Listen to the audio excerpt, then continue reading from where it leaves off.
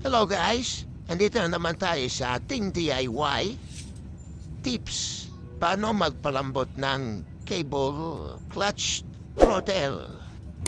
Ayan, nabarena.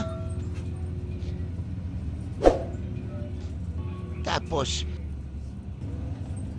linisin yan gamit ang diesel. Yan, diesel. Lalagyan ng konting diesel para matanggal ang mga dumi sa loob.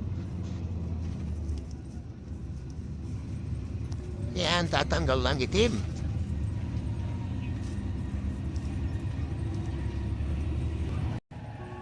Pagkatapos niyan, lalagyan ng motor oil. Lanis. Yan, motor oil.